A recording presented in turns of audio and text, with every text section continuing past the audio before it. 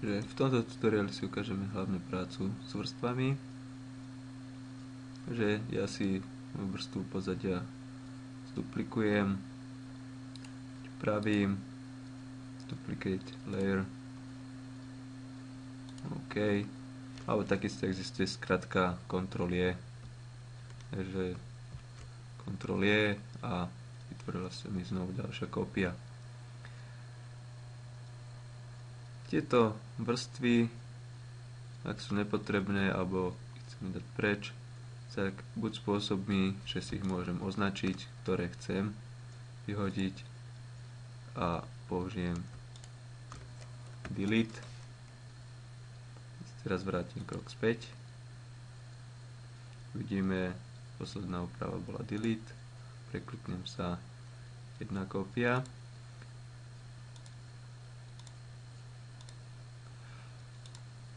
Alebo ďalší spôsob je označením vrstvy a použitím delete layer. A opýtať, či chcem vymazať túto vrstvu.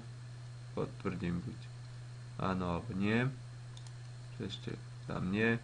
A posledný, asi najjednoduchší spôsob je chytením tejto vrstvy a pretiahnutím ho do tohto koša.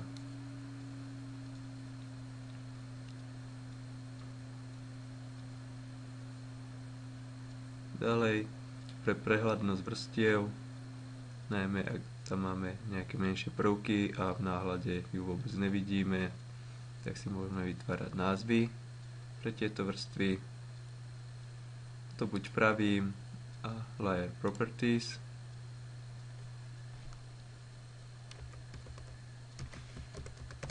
Môžeme zmeniť názov, potvrdiť OK, alebo dvojklikom na vrstvu. Vidíme, že editujem text, ktorý môžem prepísať.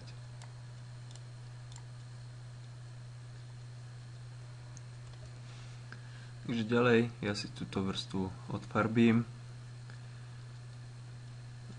Takže to sme si ukazovali v minulých častiach tutoriálu, že buď by som to takto aplikoval, ale taktiež môžem aplikovať efekt na danú vrstvu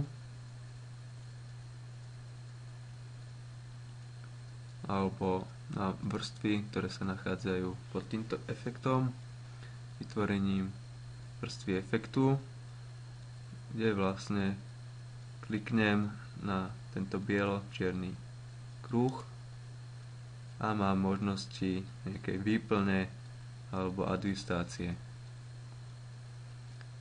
Takže môžem si vybrať Hue and Saturation a vidíme, že mám nastavenia, kde môžem znižiť túto saturáciu napríklad.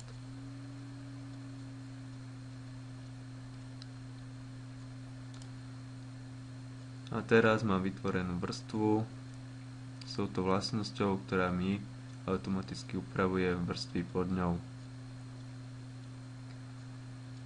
Znovu, ak kliknem klikom na tejto vrstve, môžem meniť jej vlastnosti.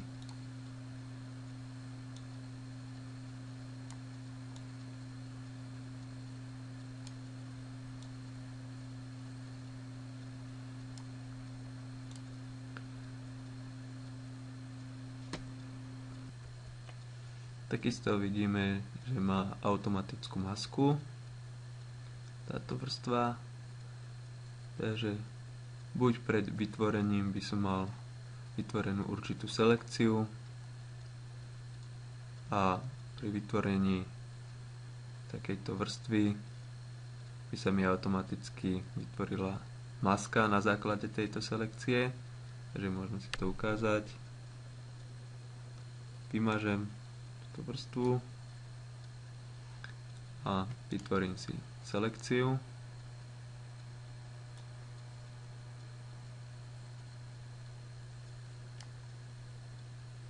A teraz vytvorím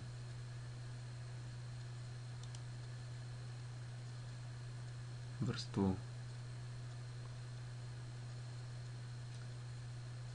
úprav, kde teraz, keď vidíme, mením iba určitú časť, tak na základe tejto masky sa mi mení iba určitá časť vplyvu tejto vrstvy na spodné.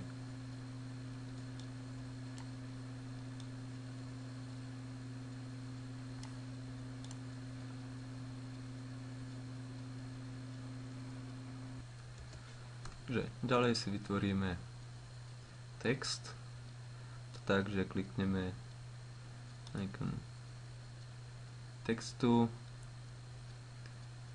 kde si zadáva kliknutím miesto umiestnenia textu a po prípade si môžeme ešte predtým nastaviť vlastnosti tohto textu, ktoré sa dajú taktiež upravovať dodatočne, ale vhodné je to spraviť pred. Takže tu máme na výber rôzne fonty, font typ, písma, jeho hrúbka, podobne, veľkosť písma, centrovanie, no a hlavne farba písma. Takže ja si teraz volím šedé písmo, OK. A kliknutím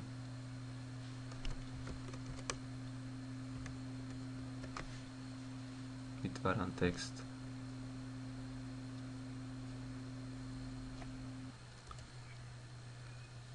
A enterom môžem vytvoriť nový riadok alebo Ctrl Enter, potvrdím tento text.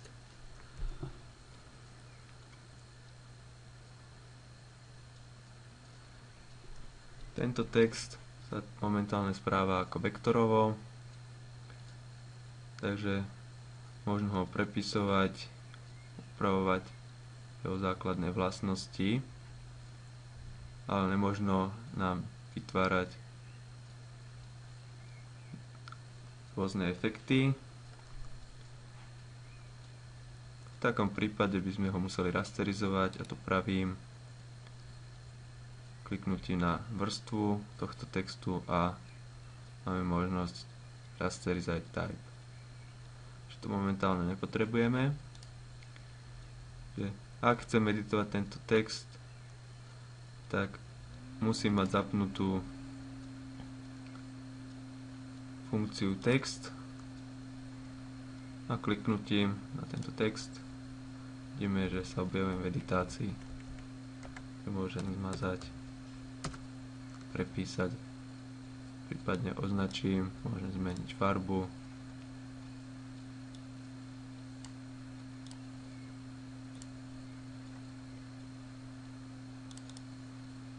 font,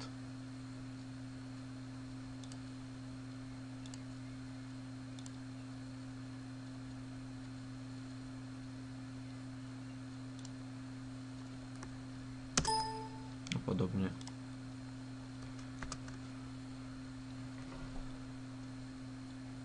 Ja si teraz tento text presuniem na hranicu.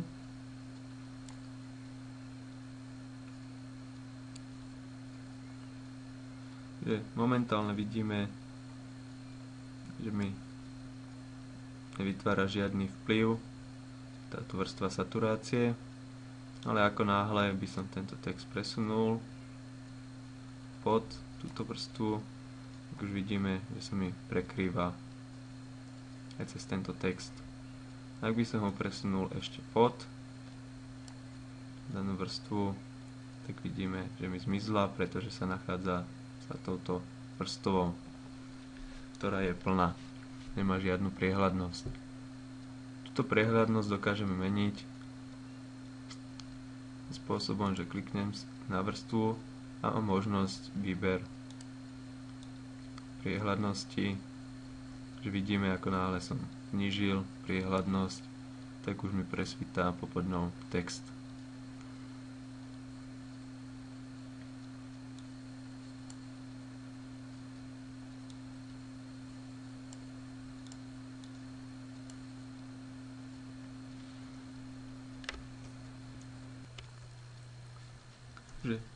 Ak by som chcel túto saturáciu použiť napríklad iba na tento text alebo na iba jednu časť vrstvy, že to môžem spraviť takým spôsobom, že túto vrstvu upravujúcu obraz pod ňou premiestním, musí byť iba nad daným prvkom.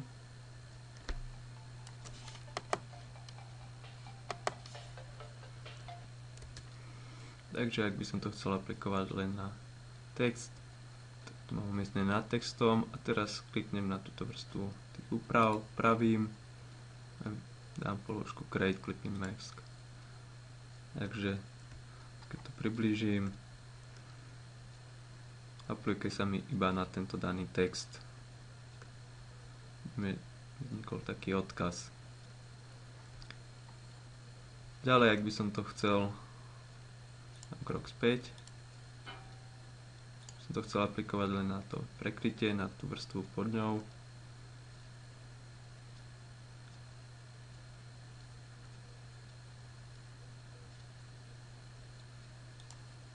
Ak by som to musel mať premiestnené pod túto vrstvu, tým pravým Create Clipping Mask, a teraz by sa mi to týkalo len tejto jednej vrstvy.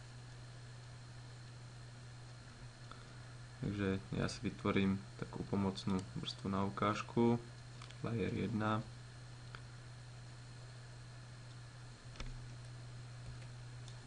Vytvorím určitý výber.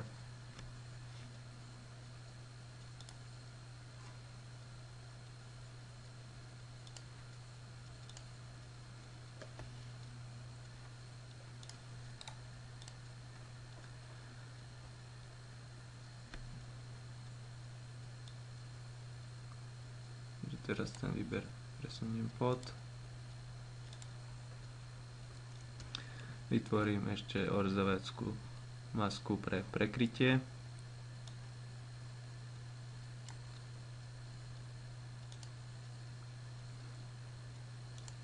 Teraz keď pozadie, tak momentálne iba túto jednu časť, ktorú mi orezáva.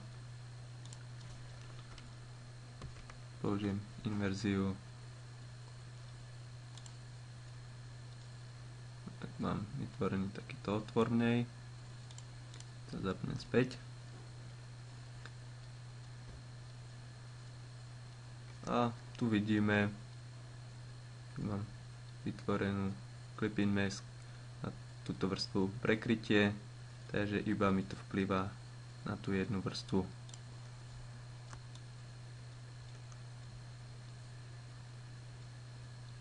Môžem posunúť vyššie.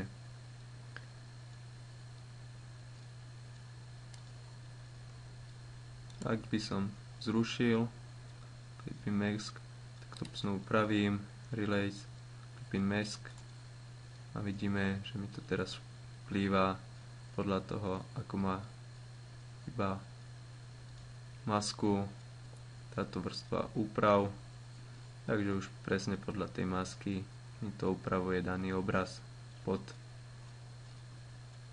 touto vrstvou, takže vidíme, že to prekrytie, aj layer 1, tá oranžová výplň, tak mi to vplýva teraz na všetky tie vrstvy pod ňou. Takže takýmto spôsobom môžeme vytvárať rôzne efekty, inverzné, masku pre saturáciu, text.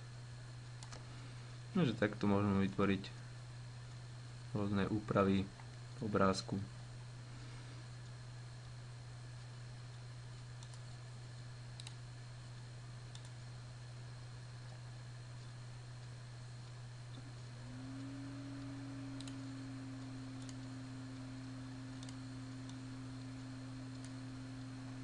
Takže vidíme jednoduchými posudmi, ako sa mi dokážu meniť tieto vlastnosti.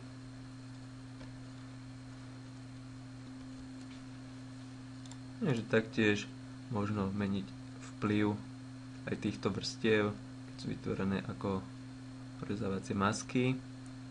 Takže znížením priehľadnosti som zmenil napríklad len túto výplň. Teraz sa prekliknem na saturáciu, takže tu môžem tiež ovplyvňovať tým, že keď dávam nižšiu výplň, prejdem na nulu, tak vlastne nemá žiadny vplyv. Na 100% má plný vplyv.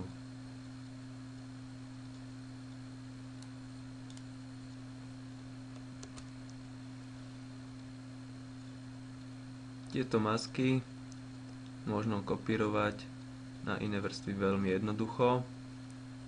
Takým spôsobom, ak držím Alt, tak sa mi daná maska skopíruje na vrstvu, na ktorú prejdem. Takže keď prejdem na vrstvu pod ňou, sa ma pýta, či chcem nahradiť masku, to z toho dôvodu, že už som tam mal nejakú vytvorenú.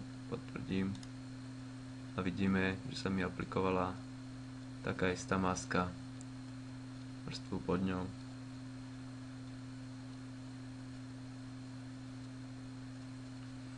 Ak by som držal pri tomto presune tejto masky Shift, tak sa mi vytvorí inverzná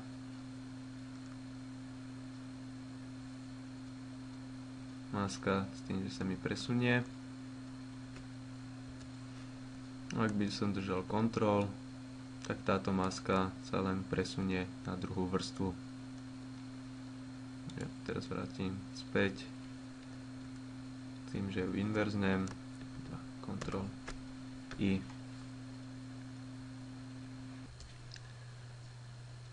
Že ja si teraz vytvorím kopiu z pozadia. Túto vrstvu si presuniem plne hore.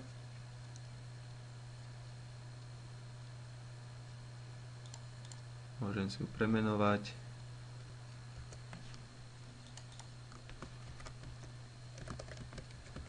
Odfarbenie Enter.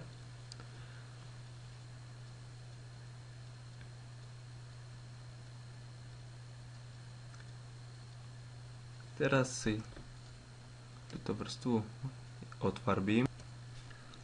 Najrýchlejšie cez skratku Ctrl Shift U, kde mi automaticky tento obrázok odfarbím.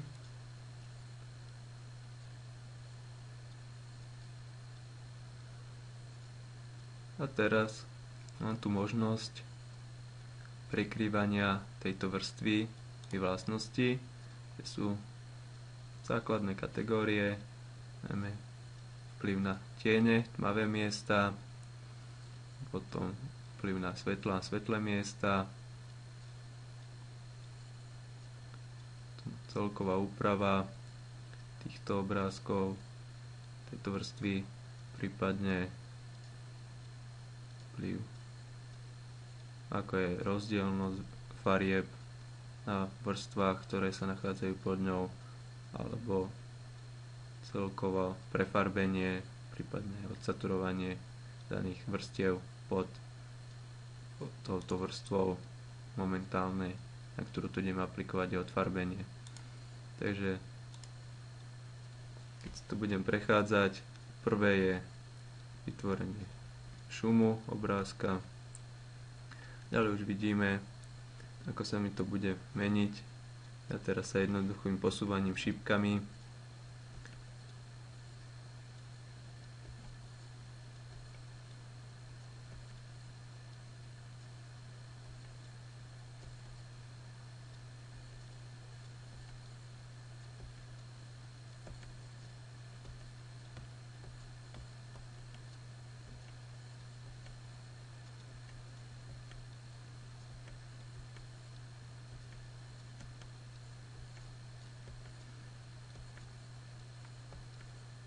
Takže vidíme, že dajú sa takto vytvárať rôzne efekty. Takže môžem použiť napríklad Multiply, kde to je znásobenie farieb. Vidíme, že všetky vrstvy pod ňou sa mi stmavili. Túto vrstvu, tento vplyv vlastne môžeme znížiť tým, že znížime priehľadnosť tejto vrstvy.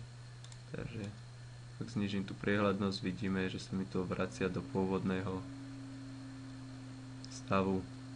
a až keď prejdem na nulu, tak to je bez vplyvu tejto vrstvy.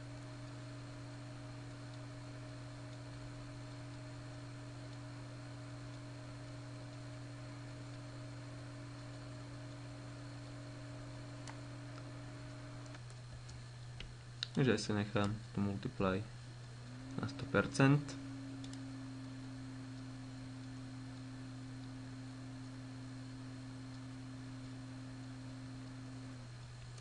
Takže teraz, ak si túto vrstvu presuniem len nad pozadie,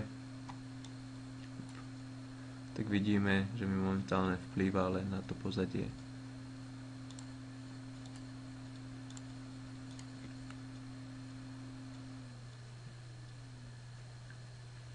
Ďalej taktiež týmto vrstvám môžem vytvárať masky, takže si vytvorím masku. Môžem použiť gradient do stredu.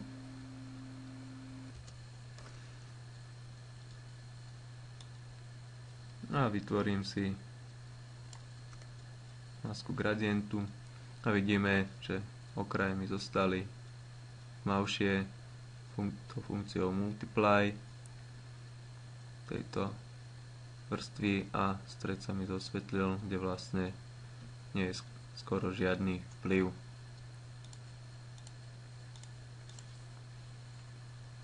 Takže takýmto spôsobom sa dokážajú vytvárať rôzne efekty, záleží od usporiadania vrstiev, ich priehľadnosti, vytvorením orezávacích zmásk.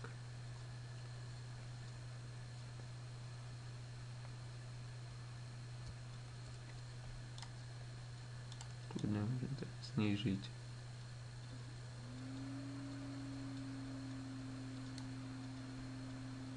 Takže vidíme tie rôzne zmeny. Ďalej je vhodné si tieto vrstvy vytvárať do nejakých logických skupín. To hlavne z toho dôvodu, že ak ich tu máme už veľmi veľa, tak sa nám stávajú neprehľadnými, že napríklad si môžem vytvoriť skupinu, mám ikonu group, ktorú si môžem tiež premenovať, môžem si nazvať oramovanie, označím si tieto 3 vrstvy, ich presunúť. Takto sa dajú napríklad veľmi rýchlo vypínať tieto vrstvy.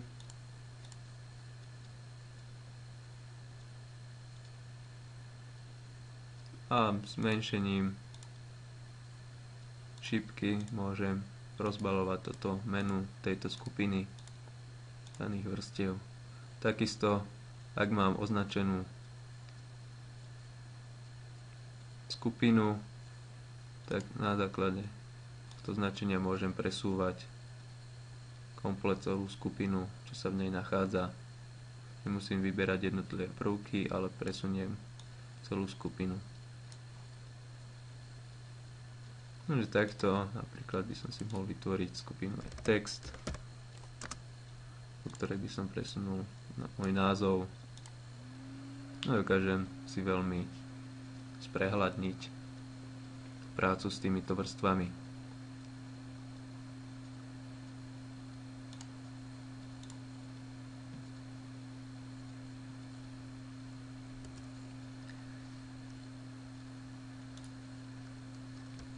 Ďalej ja si trošku zväčším tento text.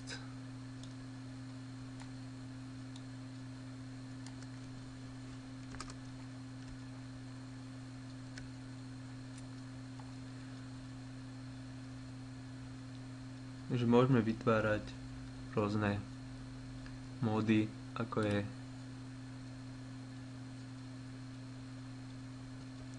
blending options. Vlastne vytvoríme určitý štýl vrstvy, kde máme také nastavenia, také napríklad vrhnutie tieňa danej vrstvy podľa jej priehľadnosti. Keď klikne zafajknem, sa mi automaticky zapne. Keď kliknem na túto záložku, tak je môžem nastavovať hodnoty.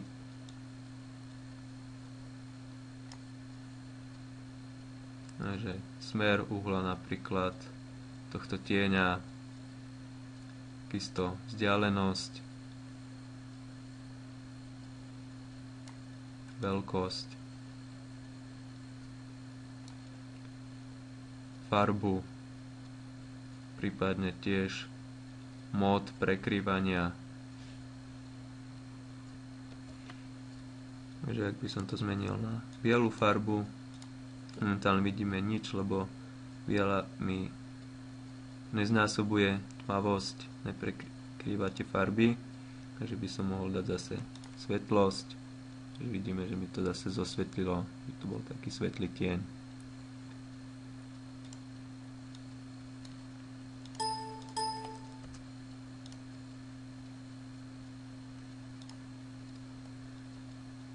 Ďalej vnútorné tiene, takže vidíme, že mi vrhajú dovnútra, že na danej vrstve. Vytvára to taký efekt výrezu daných vrstiev pod touto vrstvou momentálne tohto textu. Ďalej môžeme dať vonkajší jas, ako žiaru. Taktiež znovu môžeme podobne nastavovať ako tieto tiene. Môžeme rôznu farbu, veľkosť, intenzitu, vlastne okrajov toho rozostrenia.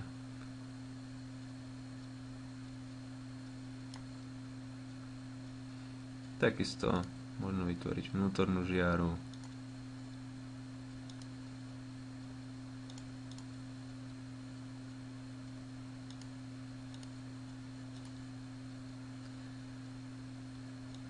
Takisto také plasticitu textu alebo danej vrstvy.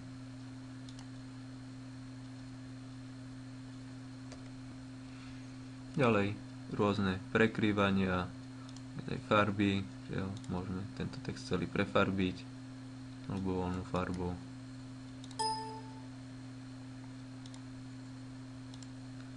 Takisto nejaké gradienty, prefarbenia.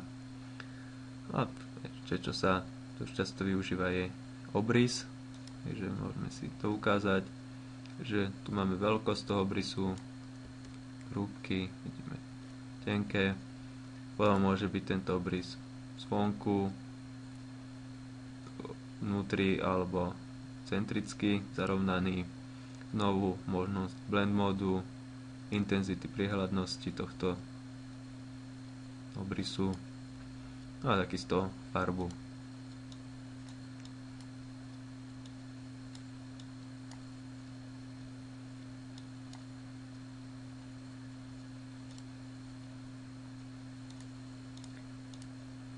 Takže znovu vidíme, že môžeme vytvárať rôzne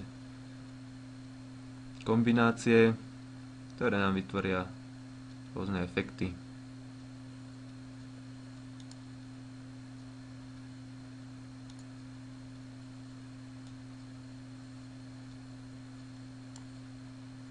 Môžeme potvrdiť OK. Tu vidíme funkciu fx sa nám vytvorila, to je vlastne, že tu je zapnutá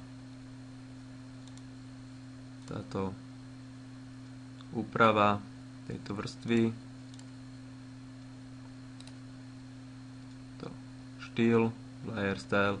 Tieto štýly sa dajú skopírovať veľmi jednoducho, že kliknem na danú vrstvu, použijem copy layer style a keď prejdem na inú vrstvu, upravím, tak na ňu môžem všetky tieto nastavenia aplikovať.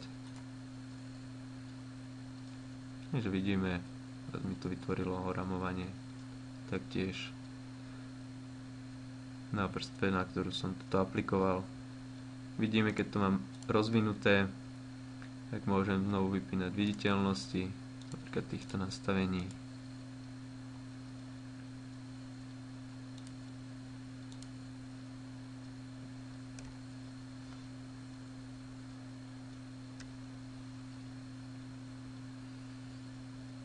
a chcem upraviť, tak môžem ísť buď cez pravým, znovu blending options, alebo ľavým dvojklikom, a toto je fix, kde môžem zmeniť nastavenia.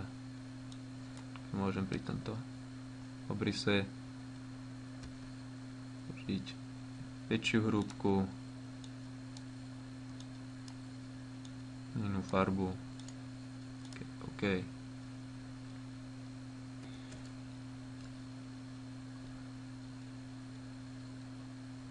A posledná vec z týchto základných vecí, možností úprav a práce vo Photoshope je použitie filtrov. Ja si teraz skopírujem tú vrstvu, presuniem si ju na ukážku na vrch. Takže mám vybranú vrstvu a na túto vrstvu môžem aplikovať nejaký filter. Mám tu rôzne možnosti. Väčšina z nich má svoje náhľady, ale z takých zaujímavých základných blur je to vlastne rozmaznanie. Vidíme, že máme rôzne možnosti. Takisto noise, vytvorenie šumu, render, veľmi často sa používajú clouds, on to vytvorí také oblaky aj na jednoduchých vrstvách, že vidíme, že mi to vytvorilo tento štýl oblakov, ktoré sa potom môžu aplikovať na dané vrstvy rôznymi spôsobmi. Podľa toho, ako kedy, aký efekt chceme použiť. Čiže to vrátim späť. Ja idem teraz použiť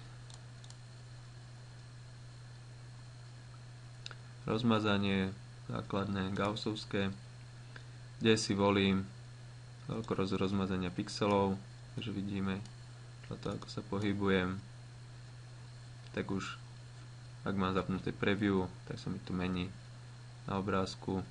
Potrčím OK. Teraz toto pozadie si presuniem dole.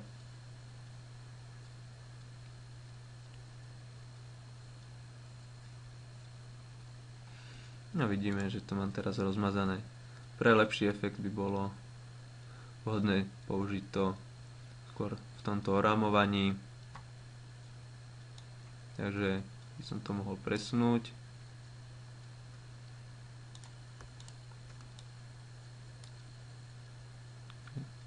Tieto vrstvy som presunul nad, použijem ich znovu ako orezávanie. Presuniem aj túto masku.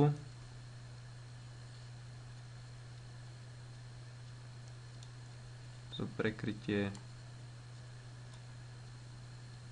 Presuniem popod. A ešte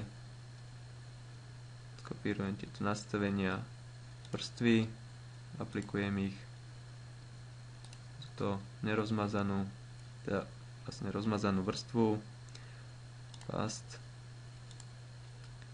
takže vzniklo mi tu orámovanie a v tomto prekrytí momentálne, ktorú som si už presunul, môžem vypnúť, vymazať tieto vlastnosti. A že takto môžeme dosiahnuť zaujímavý efekt úpravou obrázku.